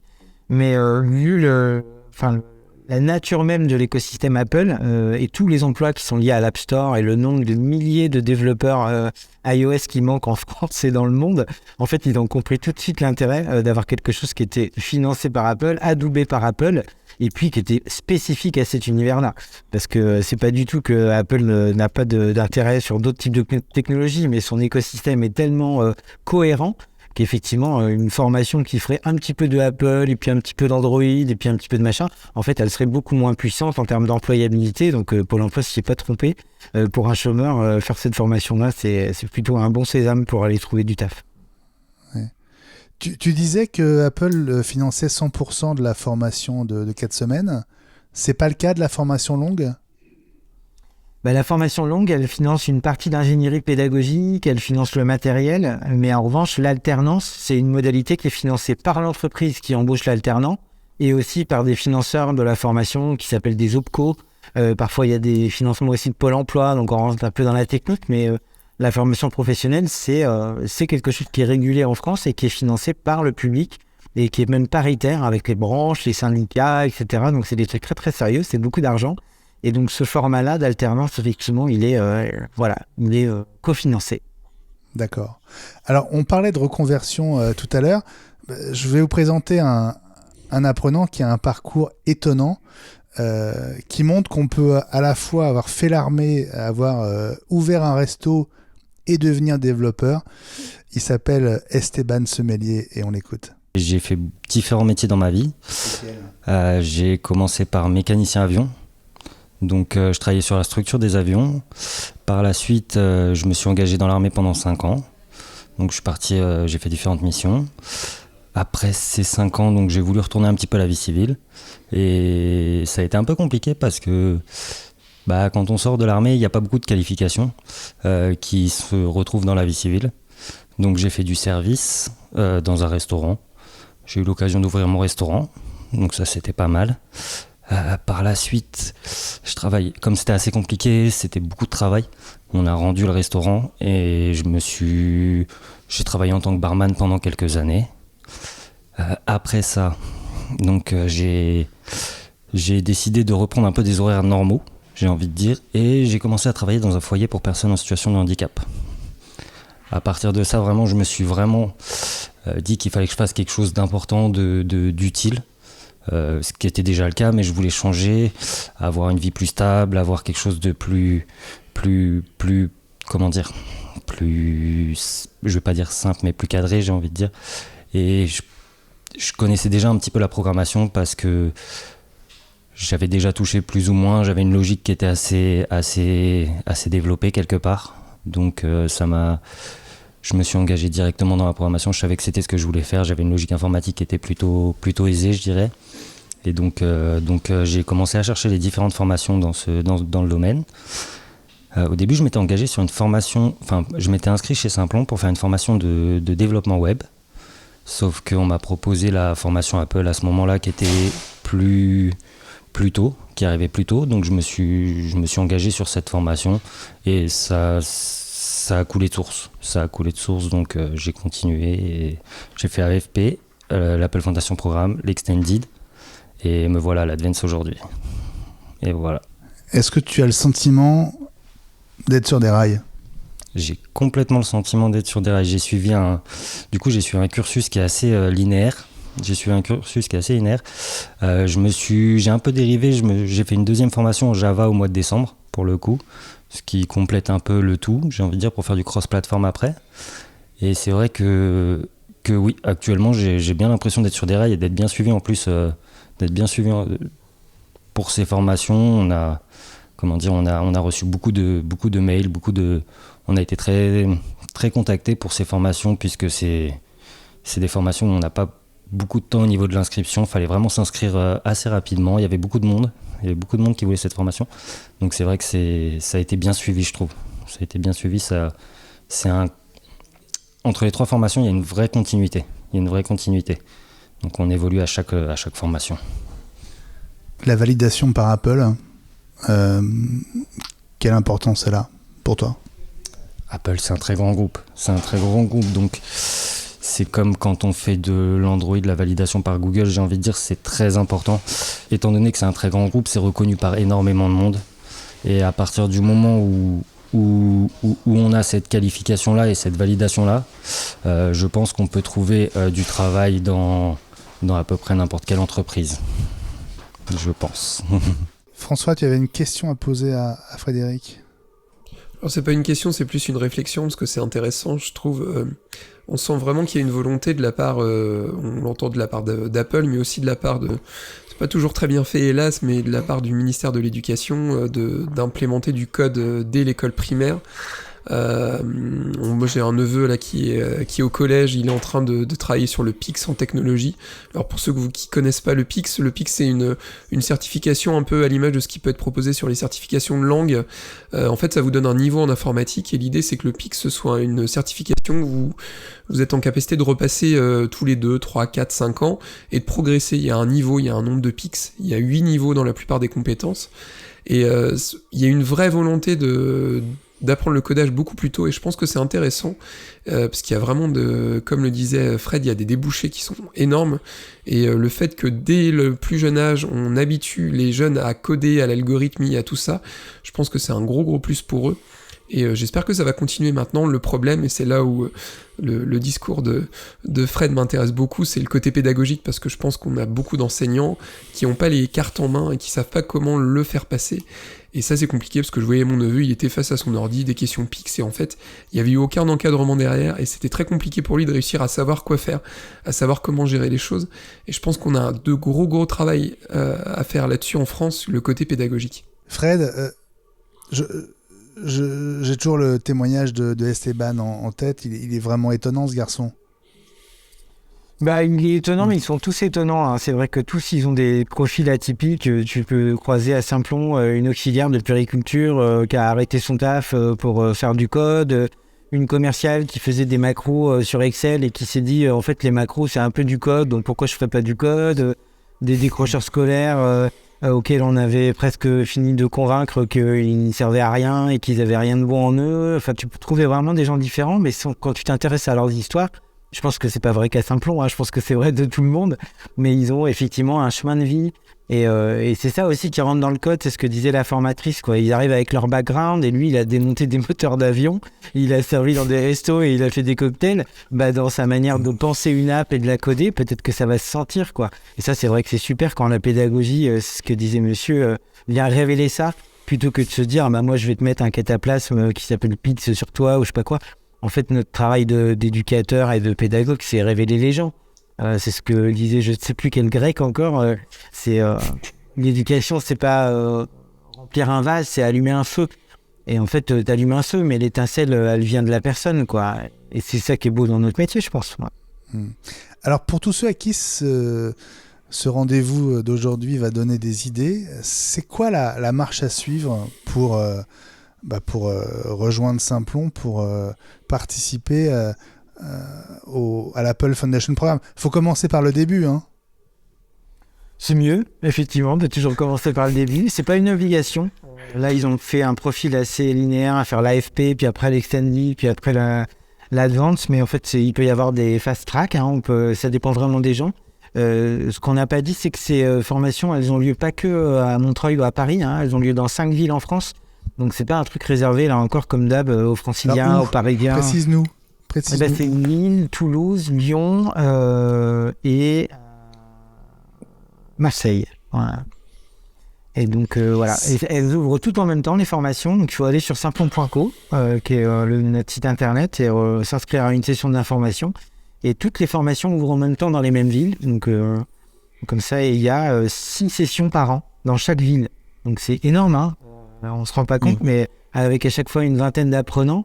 Donc ça fait, on a formé presque 2000 personnes depuis le début du partenariat avec Apple. Donc même si tu rates un slot, en fait, quelques semaines après, il y en a un autre. Donc voilà, c'est pas genre si tu as raté le truc de septembre, tu es obligé d'attendre l'année d'après, tu vois. Donc ça, c'est vrai que c'est sympa aussi.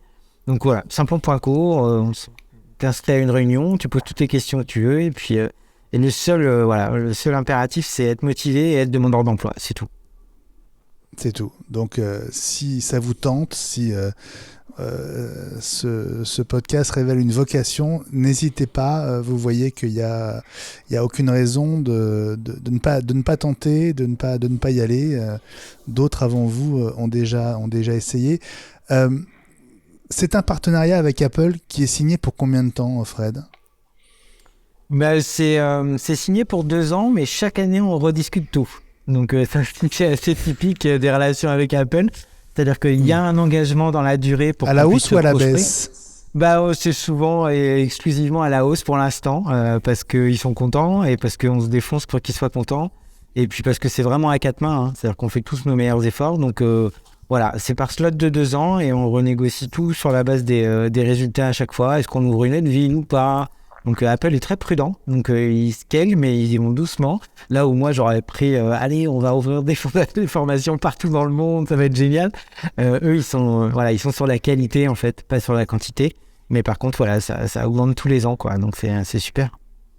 Parce que tu le disais, vous êtes présent aussi à l'étranger. qu'est-ce qui empêcherait que vous élargissiez, que vous proposiez ces formations, notamment au Maroc, je crois, où vous êtes présent, ou en Afrique C'est vraiment, ça dépend de la stratégie d'Apple. C'est un programme qui n'est pas déployé dans tous les pays. Il y a des pays qui sont prioritaires. Donc la France était un pays prioritaire. Donc on est en train de discuter effectivement avec les équipes Apple pour voir dans quel pays ça pourrait faire sens. Et forcément, ce qu'ils nous ont demandé, c'est dans quel pays est-ce que vous êtes fort sur vos bases et où on aura une bonne qualité. Et est-ce que ça match avec les pays qui sont prioritaires pour Apple en termes de... C'est quoi la réponse de Simplon? La réponse, c'est Belgique, Espagne, Maroc. Ça, c'est des pays où on sait que Apple est fort et présent et a envie de se déployer. Mais on était par exemple présent en Inde. Et en Inde, ça avait déclenché une interrogation parce qu'en Inde, Apple, ils sont ultra minoritaires pour l'instant, même s'ils ont déplacé des usines là-bas. Mais en termes de marché, c'est vrai que c'est un marché qui n'est pas iPhone pour l'instant. Mais justement, ça pourrait être une bonne raison. Mais là, ils ont trouvé que c'était un peu rock'n'roll parce que c'est vraiment une autre planète l'Inde et peut-être que les contrôles de qualité sont moins faciles à exercer à 8 ou 10 heures d'avion avec le décalage horaire, donc on va rester en Europe ou au Moyen-Orient ou en Afrique, je pense. Bon, il y a 3 programmes. Est-ce qu'il y en a d'autres en préparation? Est-ce que tu as d'autres envies dans l'univers Apple, iOS, Mac réalité virtuelle augmentée, étendue Ouais, dans les envies, c'est jamais ce qui manque à Simplon et Apple en a pas mal aussi. Donc il faut plutôt faire converger les envies. Et ce qui pourrait converger, ce serait de faire quelque chose sur le handicap. Parce que vous le savez ici mieux que personne, les produits Apple, ils sont très très bien foutus sur la partie accessibilité numérique. Il y a beaucoup de personnes en situation de handicap qui sont fans des produits Apple et pour de très bonnes raisons. Et il y a aussi des apps sur le store qui sont dédiées aux personnes en situation de handicap. Et on avait envie de faire un programme spécial pour des personnes en situation de handicap et ou sur des apps et des projets qui vont bénéficier aux personnes en situation de handicap. Donc ça pourrait être quelque chose qu'on pourrait faire. Ça discute un peu là-dessus. Et puis après, effectivement, s'il y a des choses qui se passent sur la VR ou sur le métavers, je pense que nous, ça nous intéressera de travailler avec Apple. Mais pour l'instant, tout ça est complètement top secret. Je te passe la main, Fabrice, mais d'autant plus que vous venez de lancer une formation en partenariat avec Meta. Ouais, ça c'est pas forcément bon pour notre dossier avec Apple, mais... C'est ce que j'allais dire en fait. C'est ce que j'allais dire parce on se rappelle de l'interview de Greg Jovzia, notamment, qui avait dit métavers, c'est un mot que je ne prononcerai jamais, donc il va falloir marcher sur des œufs là. Ouais, non, mais en fait, je disais ça en plaisantant. C'est quoi l'idée avec Facebook Meta c'est vraiment, là encore, sur les métiers du métavers, mais qui sont plutôt les métiers de la réalité virtuelle et de la réalité augmentée, il y a déjà énormément de postes non pourvus. Donc des développeurs Unity en 3D temps réel, les techniciens pour gérer des flottes de casques, tout ça, c'est vraiment, il y a des offres sur Pôle emploi qui sont non pourvues et il y en a des centaines. Et donc on a monté effectivement des formations pour alimenter l'écosystème en gens compétents pour pouvoir exercer ces métiers et amener un peu de diversité, parce que là aussi ça manque un peu de meufs, ça manque un peu de diversité dans ce monde de la VR un petit peu. Alors j'ai l'impression que depuis que vous avez eu Apple, Frédéric Bardot, tout le monde vous veut, donc Meta est arrivé, il y a eu Microsoft aussi il y a quelques jours. C'est quoi l'idée avec Microsoft ? Microsoft, c'est un vieux partenariat qui datait d'avant Apple. On avait commencé à faire du coding à l'école et là, on fait des choses sur l'IA, le cloud et la cyber. Donc, c'est des écoles Microsoft by Simplon. Donc, on a formé plus de 1000 personnes sur l'IA. Donc, c'est vraiment un gros partenariat. Et donc, il semble qu'on soit pas trop mauvais à gérer les grosses machines de la tech américaine qui envoient du pâté et qui ont des écosystèmes technologiques puissants et qui ont besoin de compétences et de gens et qui sont engagés sur les questions de diversité, parce que le trait commun de ces boîtes-là, quand même, c'est qu'elles ne font pas que parler de diversité, elles mettent de l'argent sur la table pour qu'il y ait des chômeurs qui trouvent du taf sur leur techno. Donc il y a bien sûr une arrière-pensée business, mais vraiment il y a des engagements sincères sur la partie diversité, féminisation, et ça c'est inclusion, et ça c'est top, parce que ça nous on le voit vraiment au quotidien, c'est pas du fake du tout, c'est vraiment du sonnant, du trébuchant et de l'investissement en temps homme et des ressources et des équipes, c'est top quoi. Gilles ? Oui, on a parlé de VR, etc. Et surtout d'iOS. Qu'est-ce qu'il en est du développement Mac ? Parce que là, les outils sont là depuis 30 ans, 40 ans. Et puis, il y a aussi un besoin. Est-ce qu'il y a une formation Alors non, je crois pas. Après, moi, je suis pas un développeur, donc là, vous allez rentrer dans des domaines techniques où mon principe de Peter et ma zone d'incompétence va arriver assez rapidement. Pour le coup, je pense qu'ils utilisent la totalité des outils qui sont disponibles, de Xcode à SwiftUI, et puis mais après, sur du développement spécifique desktop Mac, ça, j'avoue que voilà, j'ai pas de réponse précise là-dessus. Je sais que les apps doivent s'afficher normalement correctement, quel que soit le device, mais après, s'il y a des choses qui sont spécifiques et natives au développement sur Mac, voilà, je vous en savez plus que moi, mais il faudrait demander à ma formatrice ou à mes équipes pédagogiques. En tout cas, j'ai pas de secret là-dessus. Pas d'annonce. J'ai un scoop, mais pour iWeek, mais c'est pas celui-là. Ah, bah on le prend. C'est lequel? Ils vont me tuer à Apple, hein, mais moi j'ai un coup de cœur, et pour me faire pardonner la difficulté à mettre en place cette interview, non, ce qui serait super, hein, par exemple, ce serait que Apple embauche des gens qui auraient été formés par Simplon. Ça, ce serait un scoop génial. Peut-être qu'ils vont prendre des alternants du programme Extended. Ça, ce serait génial. C'est en bonne voie. Ouais, franchement, ouais. Ce serait la reconnaissance. En très bonne voie. Il y a 3 qui sont en très bonne voie d'entrer chez Apple. Ouais. T'imagines les filtres RH et les tests techniques et tout ça, ils font pas de l'humanitaire. Hein. Si tu rentres dans les équipes de développeurs d'Apple, c'est que t'as le niveau. C'est pas pour faire plaisir ou pour. Donc ce serait super. Mais effectivement, c'est bien engagé. Et 3 qui ont fait la totalité du parcours dans l'Advanced. Ouais. Ben, on leur souhaite. C'est tout ce qu'on leur souhaite. Et encore plus maintenant, parce qu'on sait les difficultés que traversent les grandes entreprises de la tech aujourd'hui. Il y en a qui débauchent beaucoup. Apple a plutôt annoncé faire un gel des embauches. Justement, pas forcément dans le développement, parce qu'il y en a vraiment besoin. Cela dit, ça veut dire que l'environnement est pas très bon pour se faire embaucher par Apple ou se faire approcher ou pour essayer de mettre un pied dans la porte. Donc je trouve que c'est une très belle démonstration d'abord du partenariat que Simplon a avec Apple et puis donc de la qualité de la formation donnée parce que Apple regarde ça donc depuis le début, hein, ce que dit Fred, c'est ce partenariat dans la volonté de faire, dans la pédagogie et puis donc un petit pas supplémentaire. Formidable, bravo, hein, félicitations, c'est magnifique. Ouais, puis là aussi, c'est facile de parler de diversité et d'inclusion, mais embaucher des gens, avoir des tuteurs pour les faire monter en compétences, les prendre chez soi, etc., c'est quand même un peu différent. On va dire que tout le monde ne va pas jusque-là. Même dans les partenariats qu'on peut avoir avec des grosses entreprises, quoi. Merci beaucoup, Fred, d'avoir été avec nous aujourd'hui dans iWeek, la semaine Apple. Merci à vous. On espère à bientôt. Inch'Allah. Inch'Allah, comme on dit au Maroc et ailleurs. Plein de succès encore pour Simplon. Transmets nos amitiés à tous ceux qui sont en formation que j'ai croisés il y a quelques semaines à Montreuil. Mais ils écouteront ça avec plaisir. Je pense qu'ils écoutent déjà iWeek. Je pense qu'ils sont biberonnés par Apple. On compte sur toi. On compte sur toi pour placarder le QR code partout. Et mettre des étoiles et des commentaires. Comptez sur moi. Avec grand plaisir, Frédéric. Merci et à bientôt dans iWeek. Merci, Fred.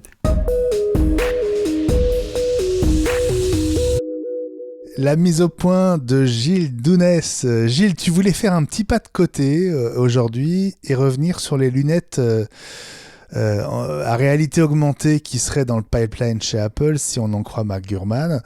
Et tu veux t'intéresser plus particulièrement, je crois, au brevet qui a été publié par Apple la semaine dernière. Oui, c'est bien ça, Benjamin. Vous en avez parlé avec François, si ma mémoire est bonne. Et tu te souviens peut-être que parmi les applications possibles pour ces fameuses lunettes, perso, j'avais souvent cité la correction oculaire pour les myopes ou les astigmates.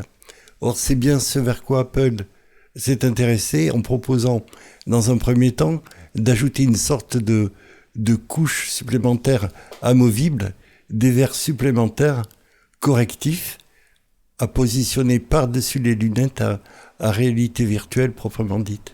Ouais.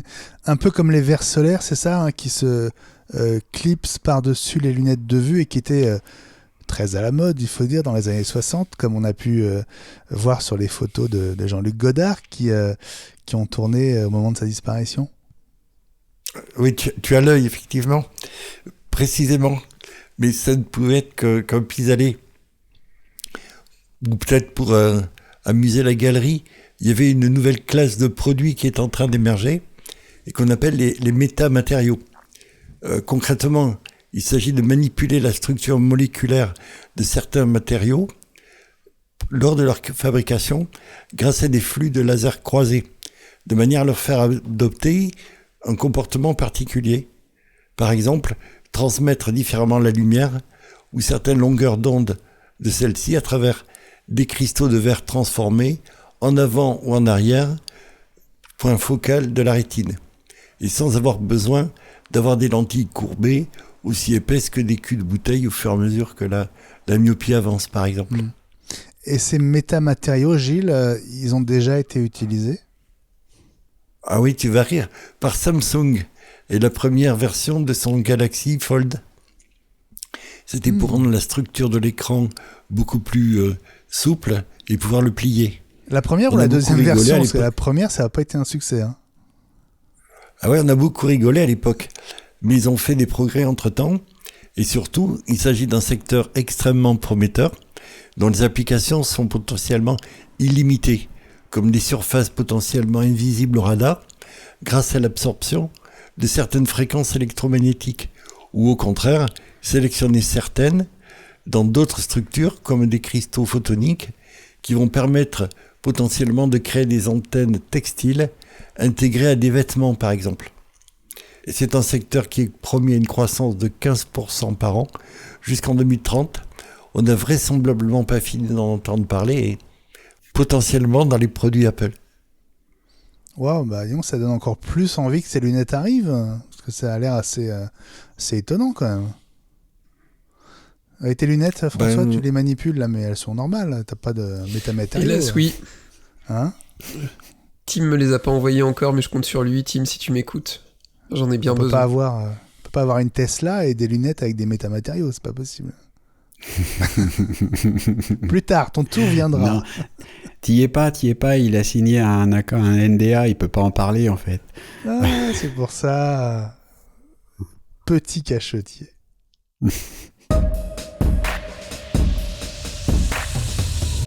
Nos coups de cœur, nos cartons jaunes-rouges de la semaine, c'est pas du foot, hein, c'est bien l'univers Apple dont on parle.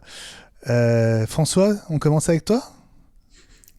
Juste histoire de tu me chambres sur ma Tesla, donc moi mon petit coup de cœur c'est de pouvoir, quand il fait très froid, quand c'est gelé dehors, de pouvoir prendre mon téléphone, de lancer mon application Tesla et de me demander à ma voiture de se dégivrer toute seule comme une grande, et d'avoir juste à ouvrir la portière et à s'asseoir sur le siège chauffant à 19 degrés, parce que je vous rappelle que c'est la fin de l'abondance et qu'on chauffe pas au-delà de 19 degrés. Et voilà, rien que pour ça, c'est hyper confortable. Je ne regrette pas juste pour ça. Elle est fesses froide, donc à 19. Bah, c'est le problème des cols roulés, ça ne chauffe qu'en haut. Bref, non, c'est un petit clin d'œil, c'est quand même, voilà, ça a des côtés super sympas. Et ce que j'aime bien avec cette voiture, c'est qu'il y a des mises à jour régulièrement, il y a des petites nouvelles fonctionnalités qui sont implémentées. Je trouve ça... Je répète ma grosse frustration qu'Apple n'ait pas racheté Tesla à une époque, parce que là, j'aurais plaisir à rouler dans une Tesla avec un logo Apple devant, et je pense qu'il y aurait vraiment eu moyen de faire des convergences beaucoup plus intelligentes que ce qu'on peut voir par exemple en ce moment avec Twitter. Bref, voilà, c'était mon petit coup de cœur de la semaine. Bon, t'auras peut-être CarPlay un jour dans ta Tesla. En attendant, si jamais on te coupe le chauffage, tu pourras toujours dormir dans ta voiture. Ouais, bon après il faudra juste qu'elle ait de la batterie, quoi, c'est tout. Mais théoriquement, avec la prochaine mise à jour, j'aurai Apple Music dans ma Tesla, et ça déjà, ce serait chouette. Peut-être. C'est évoqué. C'est évoqué. Fabrice, coup de cœur, coup de gueule, carton ? Coup de cœur, le coup de gueule, on va le réserver à nos contributeurs Patreon. On va en parler dans le bonus juste après. Non, coup de cœur pour le test d'appareils photo des smartphones organisé tous les ans par MKBHD, Marques Brownlee, youtubeur bien connu, qui fait ça tous les ans, qui met entre une quinzaine de smartphones face à face, et il fait voter, voilà, il présente les photos en ligne et il fait voter. Mais alors, là, la chaîne, parce que ça fait bien longtemps qu'il est plus tout seul, hein, ils ont organisé quelque chose d'assez sympa, c'est-à-dire qu'avant il postait les photos sur Twitter et sur Instagram. Et puis, il faisait voter au fur et à mesure des publications en fonction des photos qui restaient. Et là, ils ont mis en place un site web complet pour voter. Donc, le principe est le suivant. C'était comme ça juste avant, mais maintenant, c'est vraiment... C'est très sophistiqué. Donc, on peut y aller. Donc, c'est sur vote.mkbhd.com. Et ensuite, il y a une petite vidéo où il explique comment ça marche. Et ensuite, on peut commencer à voter. Donc, à chaque fois, il y a 2 photos présentées. Donc, on vote à l'aveugle. On ne sait pas quel appareil a pris la photo. À chaque fois, il y a 3 catégories de tests. Et dans chaque catégorie, chaque photo est prise autant que possible à l'identique par chacun des appareils qu'on ne connaît pas quand on vote. On a à l'écran présenté 2 photos, on choisit celle qu'on préfère et on passe au couple suivant et on choisit comme ça celle qu'on préfère à chaque fois. Et on peut voter autant de fois qu'on veut et au fur et à mesure du vote, c'est ça qui est très sophistiqué cette année. Il y a 16 smartphones, on ne s'arrête pas à voter 8 fois qui serait juste 2 couples. Le système présente 2 photos comme ça, je suppose de manière aléatoire. Et on peut voter une centaine de fois si on veut pour affiner, parce que du coup ce sera jamais les 2 mêmes qui vont être présentés côte à côte, parce que des fois on peut préférer une photo qui vient d'un appareil parce que celle d'en face est vraiment très mauvaise, ou on la considère très mauvaise, et donc tant qu'on veut, on continue à voter, et quand on décide qu'on a fini, on dit on veut obtenir les résultats, et puis on a là, tant que le vote est encore en cours, on obtient premier, deuxième, troisième et juste une lettre qui correspond au smartphone que eux seuls connaissent. Et donc quand on a voté, on a son résultat, et il faut attendre maintenant encore quelques jours pour avoir le résultat du vote de tout le monde, pour savoir qui, parmi les centaines de milliers de gens qui vont voter, parce qu'ils ont 15 millions d'abonnés sur cette chaîne YouTube, voir quel est le smartphone qui va remporter la palme de la meilleure qualité photo, selon ce qu'on préfère. C'est un avis totalement subjectif, ce qu'on demande aux gens, mais à l'aveugle. Voilà, je trouve que c'est vraiment très bien fait, que ça vaut le coup d'aller voter aussi. C'est comme un jeu pour savoir si on aime le même smartphone que la majorité des gens. Et je trouve que ça, c'est vraiment très bien fait cette année. Donc voilà, on peut se rendre sur vote.mkbhd.com pour participer au vote. Et ça serait intéressant que tu nous donnes le résultat la semaine prochaine. Je ne sais pas si ce sera la semaine prochaine déjà, mais quand il y aura un résultat, effectivement, j'en reparlerai, ouais, tout à fait. Merci à vous pour ces coups de cœur. Une parenthèse avant de nous quitter, puisque à l'instant, on apprend que les mises à jour de tous les OS viennent de sortir. Ça vaut aussi bien pour iOS 16.2, iPadOS, tvOS 16.2, macOS 13.1 et aussi du WatchOS 9.2 disponible donc pour tous dès maintenant. Juste un petit mot à propos d'iOS. 10 grandes nouveautés. C'est pas une si petite mise à jour que ça, avec notamment, Fabrice, cette protection avancée des données personnelles, sur laquelle on va revenir la semaine prochaine avec un tuto, mais c'est un élément assez important de la sécurisation de nos datas. Oui, effectivement, important. Alors, pour bien comprendre, ça concerne les données stockées en ligne sur les serveurs d'Apple essentiellement. C'est-à-dire que pour la première fois, une grande partie des données qui sont stockées sur notre iPhone, lorsqu'on les synchronise via le service iCloud, elles seront aussi chiffrées sur les serveurs d'Apple, ce qui était déjà le cas, mais avec en plus le fait que cette fois-ci, Apple ne pourra pas y accéder non plus. Jusqu'à présent, par exemple, pour les e-messages, en cas de demande de la police d'accéder au e-message, si vous aviez utilisé le iCloud Backup, à la demande de la police, Apple pouvait donner les messages en cas d'une enquête, d'une ouverture d'une enquête. Et on se rappelle peut-être, ça avait été un problème entre Apple et le FBI il y a 5-6 ans pour la tuerie de San Bernardino. Apple aurait pu donner le contenu d'échange de celui qui a tiré à la demande du FBI. Ça s'est pas fait pour tout un tas de raisons, mais ça avait fait une polémique à l'époque. Donc voilà, donc c'est vraiment important, mais il va falloir qu'on y revienne effectivement parce que ça s'active. On va pouvoir le faire quand on aura la 16.2. À condition que tous les appareils dont on dispose connectés à ce même compte iCloud soient eux-mêmes mis à jour en 16.2, c'est pas si simple. Et puis il y a d'autres conditions.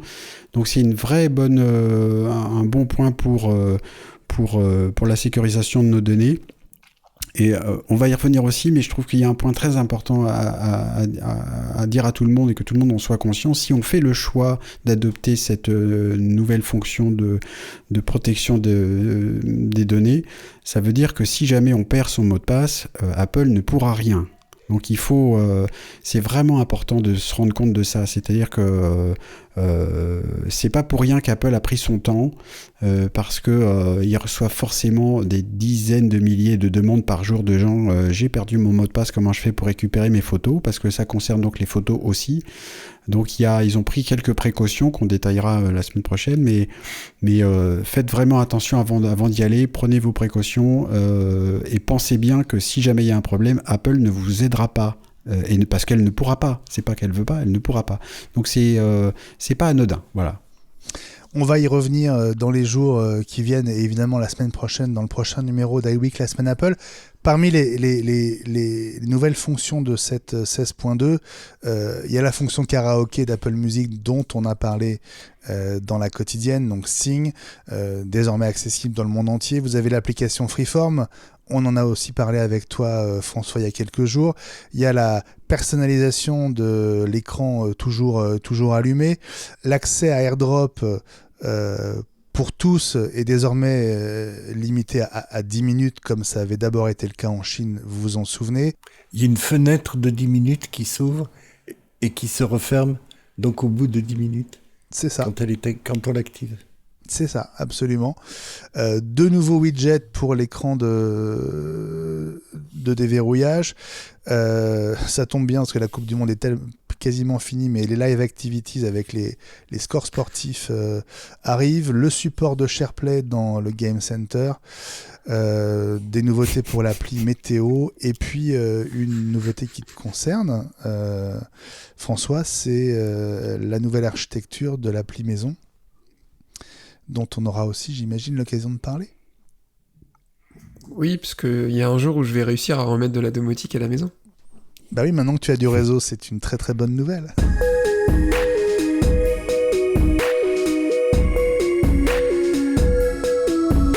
C'est la fin de ce 116e numéro d'iWeek, la semaine Apple, que vous retrouverez également en vidéo, en avant-première et sans pub sur patreon.com/iWeek, tout comme notre bonus hebdo exclusif consacré cette semaine à la mésaventure de François avec l'achat d'un MacBook Pro 14 pouces sur l'Apple Store reconditionné. François, tu vas nous raconter tes déboires et aussi peut-être nous donner des conseils par rapport à ce magasin qui a longtemps été assez exemplaire en termes de qualité. Ce n'est peut-être plus forcément le cas. L'épisode vidéo d'iWeek, la semaine Apple, le 116, je vous rappelle qu'il arrive dans un deuxième temps le week-end sur YouTube si vraiment vous y tenez. Merci Frédéric Bardot d'avoir passé cette heure avec nous, c'était vraiment un plaisir de t'accueillir. Une pensée pour l'absent du jour, Ellie, qui papicite aujourd'hui. On le retrouvera la semaine prochaine avec un immense plaisir.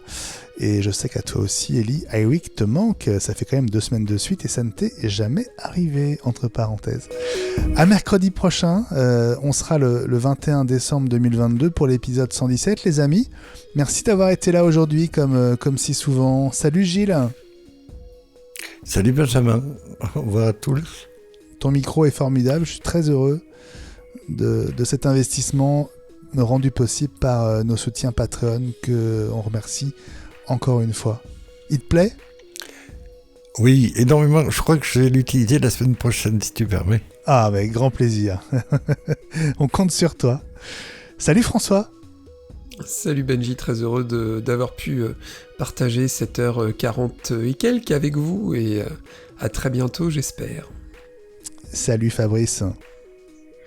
Salut mon capitaine, merci d'avoir organisé cette interview avec Frédéric Bardot de Simplon. Moi j'ai appris plein de trucs et j'espère que nos auditeurs aussi. On va rappeler le site sur lequel on peut te contacter. Moi c'est pro-fusion-conseil.fr. Voilà, toi le mentor en technologie. D'ici la semaine prochaine, on vous conseille évidemment de ne pas manquer un seul numéro de la quotidienne iWeek qui fête ce mercredi son 300e épisode. Je suis très très heureux, mes amis, qu'on atteigne cette barre symbolique, et puis ça continue puisque le 301e ce sera pour ce jeudi. La quotidienne iWeek, c'est du lundi au vendredi, 5 à 10 minutes par jour avec les 5 infos essentielles dans l'écosystème Apple. Abonnez-vous, suivez cette quotidienne iWeek, podcast indépendant, compagnon indissociable de la semaine Apple. Patreon.com/iWeek pour rejoindre la communauté iWeek et nous soutenir. On a besoin de votre aide pour financer le coût de production de ces 2 podcasts qui sont gratuits, on vous le rappelle. Twitter @iWeekNews, Instagram @iWeek.news. Prenez bien soin de vous, n'oubliez pas de parler d'iWeek autour de vous. Vous êtes nos meilleurs ambassadeurs, on a besoin de vous, on compte sur vous. Bonne soirée, très belle semaine et à mercredi prochain. Salut à tous, bye bye. Ciao. Bye bye. Bye bye.